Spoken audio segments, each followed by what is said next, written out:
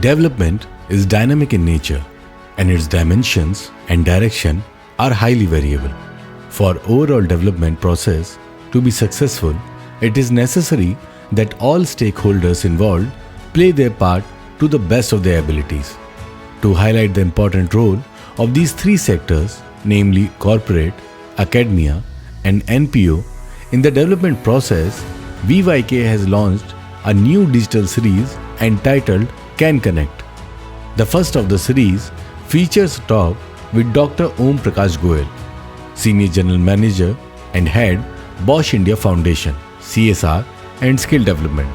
Dr. Goel, a true visionary of the development process, played a vital role in the development of Can Connect concept. सादर नमस्कार। आज विश्व योग केंद्र प्रांगण में एक नई सीरीज के साथ हम आप सभी के सामने उपस्थित हैं और सीरीज़ का नाम है कैन कनेक्ट, यानी कि कॉरपोरेट, एकेडमिया एंड एनपीओज, इन तीनों के बीच कनेक्शन। क्या कनेक्शन है, क्यों ये कनेक्शन है और क्यों ये कनेक्शन होना चाहिए, इन सभी बातों का आज एक हम हल निकालने की कोशिश करेंगे। और बताते हुए अपार हर्ष हो रहा है कि आज विश्व योग केंद्र प्रांगण अपने आप को बहुत सौभाग्यशाली समझ रहा है कि हमारे बीच कॉरपोरेट जगत के और खासकर कॉरपोरेट सोशल रेस्पॉन्सिबिलिटी जगत के एक जाने माने स्तंभ, आज वो न केवल पायोनियर माने जाते हैं बल्कि देश के हर कोने में उनको एक अलग नज़रिए से देखा जाता है, समझा जाता है और रोल मॉडल के रूप में उनको बताया जाता है। तो बिना समय गंवाए मैं आप सबों को इंट्रोड्यूस कराना चाहूँगा देश के जाने माने कॉरपोरेट सोशल रेस्पॉन्सिबिलिटी के विशेषज्ञ डॉक्टर ओम प्रकाश गोयल जी। सर, आप हमारे बीच विश्व योग केंद्र प्रांगण में पधारे और आपने अमूल्य समय निकाला है, इसके लिए बहुत बहुत आभार और हार्दिक हार्दिक स्वागत सर। धन्यवाद उदय शंकर जी। मेरी खुशकिस्मती है कि मैं आज विश्व योग केंद्र में आया, आपसे और आपकी टीम से मिलकर मुझे बहुत खुशी हुई। कैन कनेक्ट का कॉन्सेप्ट कॉरपोरेट, एकेडमिया एंड एनपीओज, इन तीनों के बीच क्या सामंजस्य बैठाया जा सकता है, क्यों तीनों जरूरी है। हालांकि आपने बार बार कहा है कि government is the main stakeholders, उनके बिना डेवलपमेंट की कहानी अधूरी रहेगी। लेकिन यदि उनके बाद यदि गवर्नमेंट की बात हम देखते हैं तो हम ये तीनों में अपार पोटेंशियल है, संभावनाएं हैं, बस तीनों में कनेक्ट करने की ज़रूरत है। तो कैन कनेक्ट को आप अपने पर्सपेक्टिव से, अपने नज़रिया से कितना इसमें पोटेंशियल देखना चाहते हैं और क्या ये कैन कनेक्ट कैसे एक प्रभावी टूल्स हो सकता है, प्लीज़। जी देखिए, आपने सरकार की भूमिका की बात की, समाज को डेवलप करने के बारे में, सोशल डेवलपमेंट करने के बारे में देश में, इसमें तो कोई दो राय नहीं है। देश के आज़ाद होने के बाद से लेके अब तक विभिन्न सरकारों ने अपनी तरफ से जो भी उनके पास संसाधन थे, जो भी उनके पास सूझबूझ थी, विजडम थी, उसके अनुसार से बहुत कुछ काम किया है। लेकिन हम सब लोग ये जानते हैं कि इस दिशा में और काफ़ी कुछ काम करने की आवश्यकता है। सरकार के अलावा बाकी अगर हम इन तीन स्तंभों की बात करें, corporate, academia and non profit sector, ये तीनों अपने अपने तरीके से, अपने अपने लेवल पे कुछ न कुछ समाज सेवा का काम कर रहे हैं। इनमें से कुछ ऑर्गेनाइजेशंस हैं जो काफ़ी अच्छा काम कर रही हैं, कुछ ऑर्गेनाइजेशंस हैं जो अभी सीख रही हैं। कॉरपोरेट जगत ने सोशल डेवलपमेंट में हिस्टोरिकली जो काम किया है उसका फिलैंथ्रोपिक ऑर्गेनाइजेशन जो कुछ कॉरपोरेट्स ने जो बनाए हैं, जो अपनी चैरिटेबल फाउंडेशंस बनाई हैं, उनके ज़रिए जो कुछ काम किया है वो अपना एक महत्व रखता है। एकेडमिया में हालांकि चैरिटेबल वर्क उतना ज़्यादा नहीं होता है, लेकिन वो जो लोग यंगस्टर्स को सोशल वर्क के बारे में जो पढ़ाते हैं उसके थ्रू उनका कुछ कंट्रीब्यूशन अभी तक रहा है। एनजीओज़ को मेन सोशल डेवलपमेंट का स्तंभ माना जाता है। वो लोग ग्रास रूट लेवल पे काम करते हैं, लेकिन वहाँ पे जैसा कि हम सबको पता है एक परेशानी देखी जाती है, फंड्स की कमी। और जहाँ पे फंड्स की कमी होगी वहाँ पे दूसरी भी दिक्कतें, जैसे कि कैपेसिटी बिल्डिंग करने की, कैपेबिलिटी बिल्डिंग करने की, प्रोफेशनलिज्म तरीके, प्रोफेशनल तरीके से ऑर्गेनाइजेशंस को चलाने की, वो भी उससे रिलेटेड कुछ समस्याएं होती हैं। तो ये जो कॉन्सेप्ट आपने कैन कनेक्ट के नाम से जो बनाया है, मुझे लगता है ये अपने आप में एक बड़ी होलिस्टिक अप्रोच है, बड़ी ये संपूर्णता के साथ ये समाज का जो काम है, सोशल डेवलपमेंट का काम है, वो ये तीनों प्रकार की ऑर्गेनाइजेशंस मिलके बहुत बढ़िया तरीके से चला सकते हैं। तो ये तीनों का कनेक्ट, तीनों का नेटवर्क अगर एक बन जाता है तो मैं समझता हूँ ये तीनों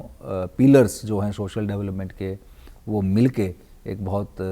अच्छा काम कर सकते हैं। और एक स्टेज पे जाने के बाद वो सरकार के साथ मिलके चौथे स्तंभ को अपने साथ लगा के वो रियल मायने में सोशल डेवलपमेंट वर्क जो एक ड्रीम है किसी भी एक समाज सेवी के लिए, इसको उस स्टेज तक ले जा सकते हैं। इससे जुड़ता हुआ सर एक जो अहम प्रश्न उठता है कि तीनों का स्किल सेट अलग है, तीनों के एक्सपर्टीज़ अलग हैं और तीनों के कार्यशैली भी बिल्कुल अलग हैं। फिर भी हम चाहते हैं कि सोशल डेवलपमेंट की एक धारा में इन तीनों को एक साथ लाएं। तो इन तीनों को अगर हम एक एस्पेक्ट से देख रहे हैं कि तीनों में जुड़ाव हो, तो सबसे मुख्य रूप से चैलेंजेस क्या है और बीइंग एन एक्सपर्ट इसका सॉल्यूशन आप क्या देखते हैं सर? हम कॉरपोरेट्स के अगर रोल की बात करें तो जब से CSR एक्ट इंडिया में बना है, 1 अप्रैल 2014 से ये एक्ट लागू हुआ, सरकार ने कॉरपोरेट्स को बोला कि भाई आप अपने प्रॉफिट का 2% हिस्सा वो CSR के तौर पे उसको खर्च कीजिए। एक बहुत ही वेलकम स्टेप था। इंडिया शायद अकेला एक ऐसा कंट्री है, फर्स्ट कंट्री है जिसने CSR को एक एक्ट के तहत लीगलाइज किया, उसको एक एक्ट के तौर पे बनाया। और उसके बाद से हम देख रहे हैं कि एक CSR और एक सोशल डेवलपमेंट का जो टॉपिक है वो कॉरपोरेट में एक बोर्ड लेवल का टॉपिक बन गया है। ये डिस्कशन सिर्फ एक CSR डिपार्टमेंट में या कुछ एक एम्प्लॉयज़ के ग्रुप तक ही सीमित नहीं है, अब वो लगभग बोर्ड की हर मीटिंग में CSR के बारे में बात होती है। अगर हम चैलेंजेस देखें CSR के एक्ट के बाद से जो कॉरपोरेट्स फेस कर रहे हैं, पैसा अवेलेबल होना तो एक तरफ है जो कि अच्छी बात है, लेकिन उस फंड्स को ठीक तरीके से सोशल डेवलपमेंट वर्क के लिए यूटिलाइज करना, हालांकि कॉरपोरेट्स की मनसा अधिकतर केसेस में बहुत सही है, वो लोग अच्छा काम करना चाहते हैं, लेकिन अनफॉर्चुनेटली क्योंकि बिजनेसेस को सोशल वर्क करने के लिए नहीं स्टार्ट किया गया था, वहाँ पे जो कॉरपोरेट में काम करने वाले लोग हैं उनको बिजनेस करने के लिए, प्रॉफिट कमाने के लिए ही उन्होंने वो बिजनेस स्टार्ट किए थे या बिजनेस खड़े किए थे। तो उस ध्यान से अगर देखा जाए तो CSR जो कॉरपोरेट्स हैं उनके पास CSR का वर्क करने के लिए उतना ज़्यादा प्रोफेशनल सेटअप, उतनी ज़्यादा एक्सपर्टीज़, उतने ज़्यादा कैपेबल लोग नहीं हैं। हम बात करें अगर एकेडमिया की, अब एकेडमिया का जो मुख्य जो ध्यान रहा है वो है यंगस्टर्स को पढ़ाना, उनको एक डिग्री लेवल की पढ़ाई करवाना। बहुत सारी ऑर्गेनाइजेशंस MSW के कोर्सेज चलाती हैं, master in social work, bachelor in social work, लेकिन एक्चुअल ग्राउंड लेवल पे सोशल वर्क करने का उतना ज़्यादा कनेक्ट एकेडमिया का नहीं रहा है। NGOs की बात करें तो एक तरफ जहाँ पे वो लोग सोशल वर्क के ग्रास रूट लेवल पे काम करने के लिए एक्सपर्ट हैं, दूसरी तरफ उनके पास फंड्स की, साधनों की जो अवेलेबिलिटी है उसका एक चैलेंज रहता है। तो ये तीनों स्तंभ को मैं एक इकट्ठा मिलके काम करते हुए देखता हूँ, अगर हमें रियल मायने में सोशल डेवलपमेंट वर्क देश के अंदर अगर करना है तो। Great thought sir. Boss company जो कि स्टेक होल्डर्स इंगेजमेंट और न केवल इंगेजमेंट बल्कि मैनेजमेंट के लिए एक अप्रतिम उदाहरण है, और ये एक ऐसा उदाहरण है जिसको कि सभी लोग भुनाना चाहते हैं और उसको न केवल विजुलाइज करना चाहते हैं बल्कि अपने आप को उस सांचे में ढालना चाहते हैं। तो आपने जो ये स्टेक होल्डर मैनेजमेंट का कॉन्सेप्ट, क्योंकि 54 बार अगर 54 टाइम्स राष्ट्रपति अवार्ड अगर किसी संस्था को मिला है तो वो एकमात्र संस्था बॉस कंपनी है, और उसको आपने एक नया न केवल शेप दिया बल्कि एक बिल्कुल नया आयाम दे दिया है। तो ये जो एक आर्ट बॉस ने जो सीखा या सिखाया, तो हमारे इन सभी फ्रेटर्निटी को सर ये स्टेक होल्डर्स मैनेजमेंट का क्या एक आप पाठ आप अपने तरफ से बताना चाहेंगे जो कि सभी लोग इसको अपनाएं, और stakeholders management is the key of development. तो इस पर आपका क्या व्यू है सर? जयशंकर जी, इसके बारे में मुझे थोड़ा सा इतिहास में जाना पड़ेगा। बिजनेसेस के बारे में ऐसा कहा जाता था कि it is about share holders management. तो जो लोग बिजनेस में जुड़े हुए हैं उनका काम है पैसा कमाना और वो पैसे को शेयर होल्डर्स तक पहुंचाना। बॉश के फाउंडर मिस्टर रॉबर्ट बॉश जी, जिन्होंने 1886 में इस कंपनी की स्थापना की जर्मनी में, जी, उनका व्यू इससे थोड़ा अलग था। उनका ये मानना था कि जो बिजनेसेस हैं वो सोसाइटी के लिए एग्जिस्ट करते हैं, ना कि शेयर होल्डर्स के लिए। जी, तो मल्टीपल स्टेक होल्डर जो बिजनेस में हैं उसमें ऑफ कोर्स शेयर होल्डर्स हैं, उसके अंदर सोसाइटी है, उसके अंदर कस्टमर्स हैं, उसके अंदर सप्लायर्स हैं, उसके अंदर एम्प्लॉयज़ हैं, उसके अंदर गवर्नमेंट है, उसके अंदर लॉ बनाने वाली दूसरी ऑर्गेनाइजेशंस हैं। तो उनका सोचना ये था कि ये सारे स्टेक होल्डर्स उस बिजनेस के अंदर अपना अपना पक्ष रखने के लिए उनको एक उचित स्थान मिलना चाहिए, और उसमें सोसाइटी एक बहुत इम्पोर्टेंट स्टेक होल्डर है, ऐसा उनका मानना था। जी। तो अब हम इंडियन कॉन्टेक्स्ट में अगर इसको देखें, जैसे कि आपने स्टेक होल्डर्स के मैनेजमेंट की बात की, जी, हम ये मान के चलते हैं कि कॉरपोरेट, एकेडमिया, एनपीओस के अलावा भी जो स्टेक होल्डर्स हैं, जी, जिस भी सेक्टर के हम सोशल डेवलपमेंट की बात कर रहे हैं उसमें अलग अलग कैटेगरी के स्टेक होल्डर्स होंगे, लेकिन हर स्टेक होल्डर का अपना कुछ न कुछ उसके अंदर उसकी रिस्पॉन्सिबिलिटी है, उसका अपना कुछ न कुछ उसके अंदर भाग है, और उसको हम अगर इग्नोर कर देते हैं तो वहाँ से हमें वो सोशल डेवलपमेंट की चेन जो है वो फिर टूटती हुई या वीक होती हुई नज़र आती है। तो अगर हम इस पूरी चेन को मजबूती से बनाए रखना है और उसको आगे बढ़ाना है, तो हर स्टेक होल्डर के इंटरेस्ट क्या हैं, वो क्यों इसके अंदर कंट्रीब्यूट करें, उनका अपना उसके अंदर क्या पक्ष हो सकता है या उनका क्या व्यू हो सकता है, वो भी हमें सुनना चाहिए, उसको भी पॉलिसी के अंदर इनकॉर्पोरेट करना चाहिए, और उनका क्या कंट्रीब्यूशन हो सकता है, क्या उनकी जिम्मेवारी हो सकती है, ये भी बात उनके साथ की जानी चाहिए, ताकि एक बड़ी स्पष्टता के साथ हर स्टेक होल्डर उसके अंदर कंट्रीब्यूट कर सके। आपने एकेडमिया को एक तरह से कैपेसिटी इन्हांसमेंट करने की कोशिश की, आपने इंडस्ट्री को भी इन्हांस किया। एक सेक्शन जो फंड तो बहुत खोजते हैं, रिसोर्सेज चाहते हैं, लेकिन आपने उनको एक ऐसा ट्रेनिंग दिया जिससे कि आपने कहा कि नहीं, हम रिसोर्स तो नहीं ला सकते, लेकिन रिसोर्स कैसे जनरेट किया जा सकता है ये हम आपको सिखाने का प्रयास करेंगे। कैसे एक एनजीओ एक कैसे सक्षम एनजीओ बन सकता है, कैसे एक कैपेबल और रिस्पॉन्सिबल एनजीओ बन सकता है, उसकी आपने एक वकालत की और उसकी आपने बात की। इस क्रम में आपने सामर्थ्य और सक्षम प्रोजेक्ट 2 प्रोजेक्ट चलाए जो कि काफ़ी एनजीओ के बीच पॉपुलर हुआ, और उसके ज़रिए लोगों ने, जहाँ तक हमारी अंडरस्टैंडिंग है,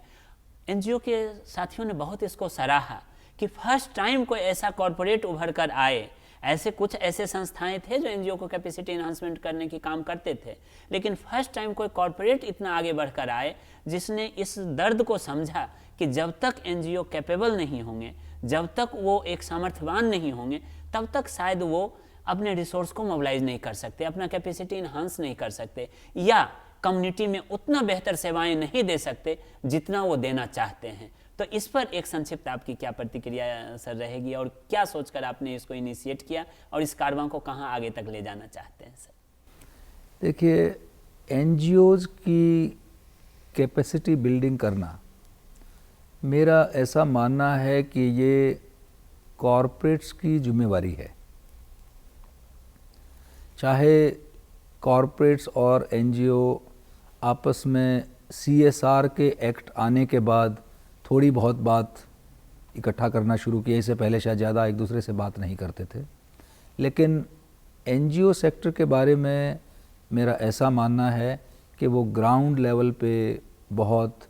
अच्छा काम करने में सक्षम हैं, वो करना भी चाहते हैं। बहुत सारे एनजीओज़ जिन लोगों ने चालू किए हैं वो कहीं ना कहीं अपने पैशन की वजह से, कहीं ना कहीं जो है अपनी एक्सपर्टीज़ को वो देश की सेवा में लगाना चाहते हैं, इससे उन्होंने चालू किया है। लेकिन ये बात स्पष्ट है कि उनके पास साधन जो है, जब तक वो कॉरपोरेट्स या कोई फिलैंथ्रोपिक ऑर्गेनाइजेशन उनको फंड नहीं देंगे तब तक कहाँ से आएंगे। तो एनजीओज़ का सोशल वर्क करने का जो पैशन है उसको किसी न किसी तरीके से एनजीओ के पास, जो कॉरपोरेट्स के पास जो सामर्थ्य है, उनके पास पैसा है और कैपेबिलिटी और कैपेसिटी बिल्डिंग करने की कि जो उनके पास रिसोर्सेज हैं, उन दोनों को जोड़ना, मतलब कॉरपोरेट वाले रिसोर्सेज को एनजीओ तक पहुंचाना ही ये जो आपने प्रोजेक्ट्स के नाम बताए, जिसके लिए हमें विश्व युवक केंद्र जैसी ऑर्गेनाइजेशन जिसके पास इन एनजीओ सेक्टर के साथ काम करने का बहुत लंबा तजुर्बा है, और मैं अपनी तरफ से ये मान के चलता हूँ, मेरा अपना जो एक्सपीरियंस रहा है कॉरपोरेट में काम करने का और अब CSR डिपार्टमेंट में काम करने का, शायद विश्व युवक केंद्र से बड़ी और प्रोफेशनल कोई और ऑर्गेनाइजेशन देश में नहीं है जो ये एनजीओ सेक्टर के साथ इतना ज़्यादा क्लोज काम कर रही है और इतने ज़्यादा लंबे समय से काम कर रही है। तो हमने जब विश्व युवक केंद्र से बात की इसके बारे में, तो हमें ये डिसीजन लेने में कोई ज़्यादा देर नहीं लगी कि ये जो प्रोजेक्ट्स हैं, सामर्थ्य परियोजना और सक्षम प्रोजेक्ट, हम इस ऑर्गेनाइजेशंस के थ्रू एनजीओज़ तक पहुंचाएं। और मुझे ये कहते हुए बहुत हर्ष हो रहा है कि पूरी की पूरी विश्व युवा केंद्र की टीम ने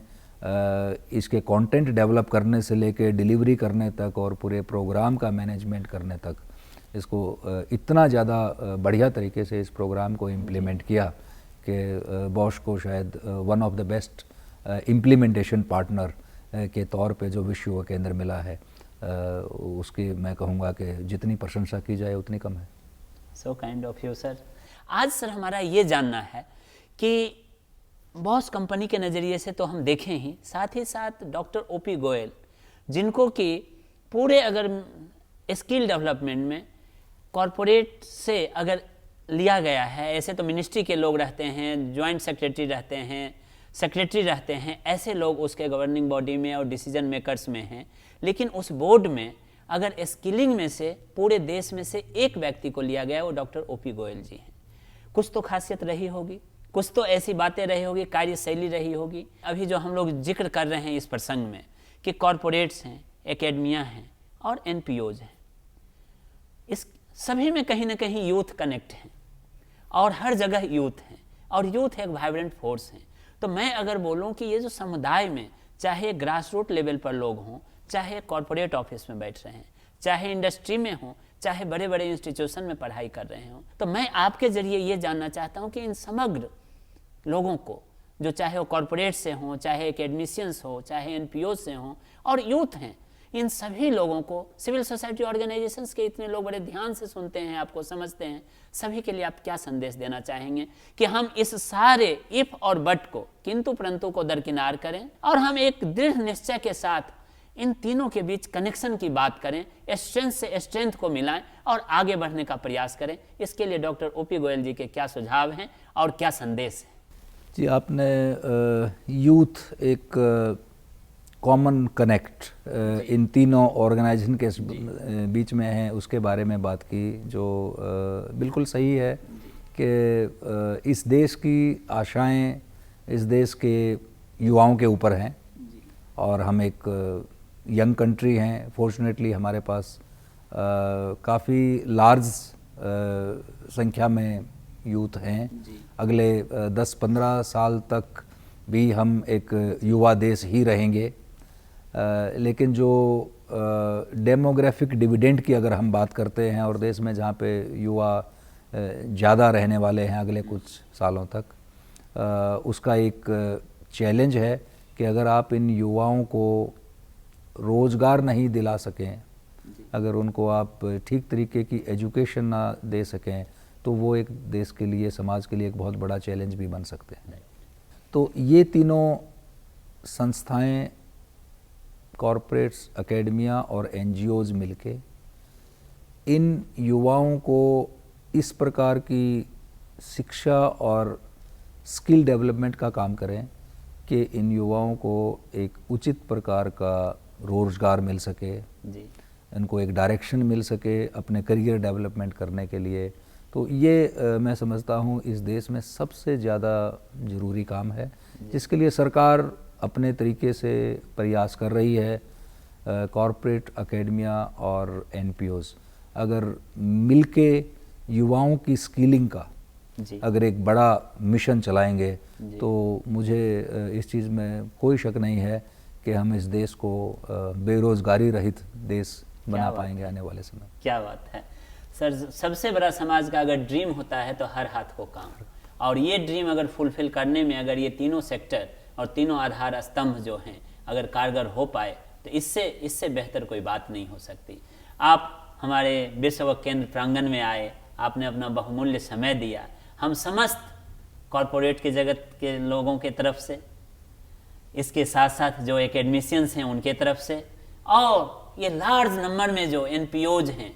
जो कि 32 लाख से ज़्यादा, मैं बार बार बोलता हूँ कि 32 लाख से ज़्यादा संख्या है, इन तमाम लोगों के तरफ से हम अपने विश्व केंद्र के बोर्ड ऑफ ट्रस्टीज के तरफ से, विश्व केंद्र टीम के तरफ से और समस्त युवा के तरफ से, because Vishwa Kendra is the representative of youth organisation, तो समस्त युवाओं के तरफ से हम बहुत बहुत आभार व्यक्त करते हैं, धन्यवाद देते हैं, साधुवाद देते हैं कि आप न केवल यहाँ पर आए बल्कि बहुत ही मूल्यवान विचार आपने शेयर किया। और मैं समझता हूँ कि अगर हमारे साथी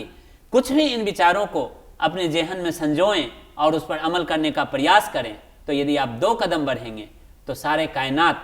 आपके सक्सेस में भागीदार हो जाएगा। बहुत बहुत आभार, बहुत बहुत धन्यवाद। धन्यवाद।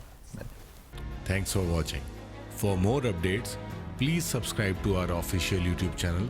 and follow us here.